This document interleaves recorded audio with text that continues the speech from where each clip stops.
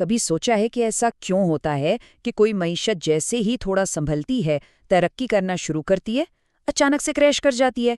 یہ ایک بہت ہی عجیب معاشی معمہ ہے اور یہ بار بار ہوتا ہے۔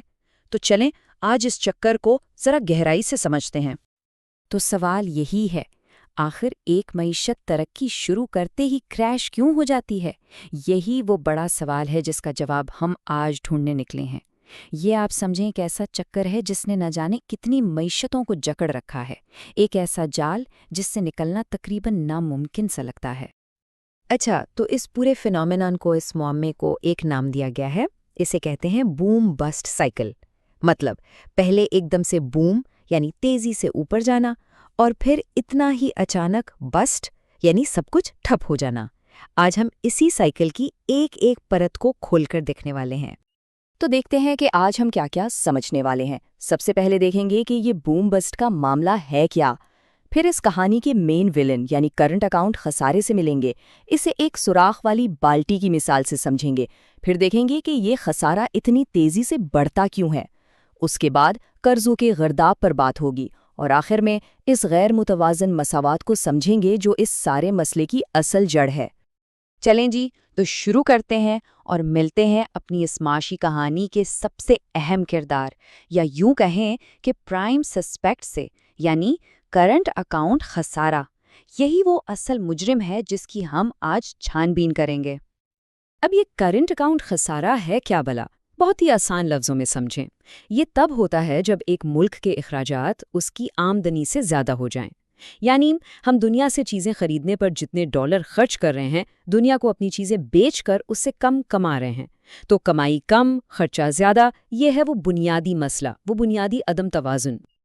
اچھا، اس پورے مسئلے کو اور آسانی سے سمجھنے کے لیے ایک مثال لیتے ہیں، بہت ہی سادہ سی مثال، ایک ایسی بالٹی کی جس میں سوراخ ہے۔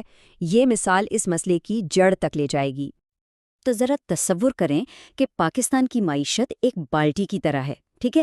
اب اس بالٹی میں پانی آ رہا ہے ایک نلکے سے، یہ پانی ہے ہماری کمائی یعنی ہماری ایکسپورٹس اور باہر سے آنے والی ریمیٹنسز، لیکن اس بالٹی میں ایک سوراخ بھی ہے جہاں سے پانی باہر بہہ رہا ہے، اور یہ سوراخ ہے ہماری امپورٹس یعنی وہ چیزیں جو ہم باہر سے خریدتے ہیں۔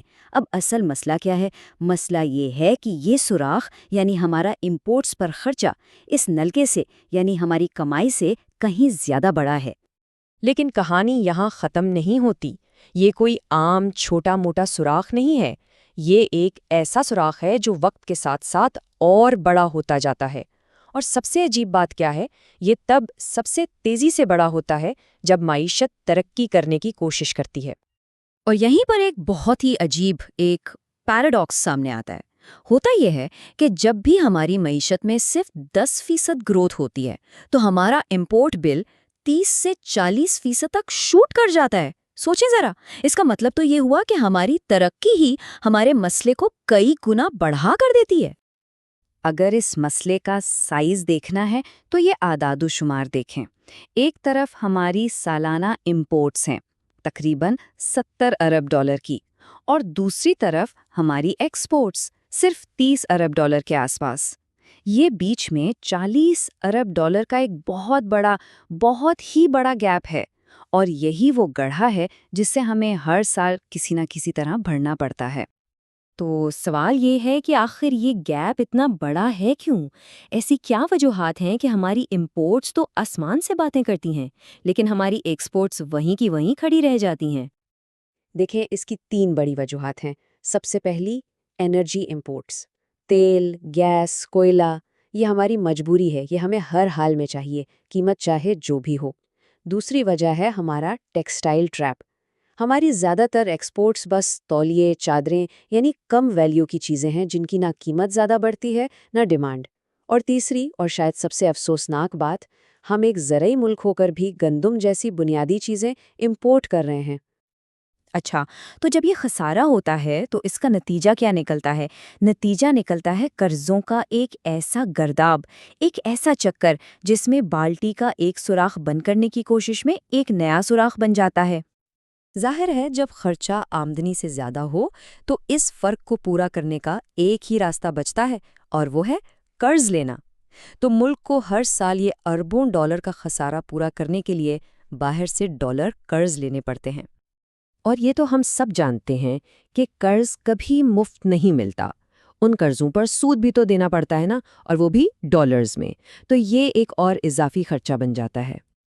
اور یہ جو سود کی ادائیگی ہے یہ سیدھا جا کر اگلے سال کے خسارے میں شامل ہو جاتی ہے، اسے اور بڑا کر دیتی ہے۔ یعنی پچھلے سال کے مسئلے کو حل کرنے کی قیمت یہ ہوتی ہے کہ اگلے سال کا مسئلہ اور بھی بڑا ہو جاتا۔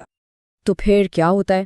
ایک نا ختم ہونے والا چکر شروع ہو جاتا ہے نا، ایک ایسا چکر جہاں صرف پچھلے قرضے اور ان کا سود اتارنے کے لیے ہی مزید نئے قرضے لینے پڑتے ہیں۔ بالکل یہی وہ گرداب ہے جسے ہم ڈیٹ ٹریپ یعنی قرضے کا جال کہتے ہیں۔ تو بات گھوم پھر کے کہاں آتی ہے؟ یہ سارا مسئلہ آخر میں ایک سادہ سی ان بیلنسڈ ایکویشن ہے، ایک ایسی مساوات جو برابر ہی نہیں ہے، اور یہی اس مسئلے کی اصل جڑ ہے۔ جیسا کہ ایک تجزیہ نگار نے کہا تھا کہ یہ جو کرنٹ اکاؤنٹ خسارہ ہے نا، یہ پاکستان کی معیشت کی اکیلیز ہیل ہے، یعنی وہ ایک کمزور کڑی جو بڑے سے بڑے پہلوان کو بھی گرا سکتی ہے۔ تو اس ساری بحث کا سب سے اہم نقطہ کیا ہے؟ وہ یہ ہے کہ ملک جتنا خرچ کر رہا ہے، یعنی ہماری جو قومی کھپت ہے، اس کا ہماری قومی پیداوار سے کوئی تعلق ہی نہیں ہے۔ ہماری کنزمپشن ہماری پروڈکشن سے بالکل ڈسکنیکٹ ہو چکی ہے۔ ہم اپنی پیداواری صلاحیت کو بڑھائے بغیر ہی اپنا خرچہ، اپنا لائف سٹائل بڑھاتے چلے جا رہے ہیں۔ تو آخر میں سوال یہی رہ جاتا ہے کہ ایک ایسی بالٹی کو ٹھیک کیسے کیا جائے جس میں کوئی معمولی سوراخ نہیں بلکہ ایک سٹرکچرل ہول، ایک بنیادی خرابی موجود ہو۔ اس سوال کا جواب تلاش کرنا ہی اصل میں معاشی استحکام کی طرف پہلا قدم ہے۔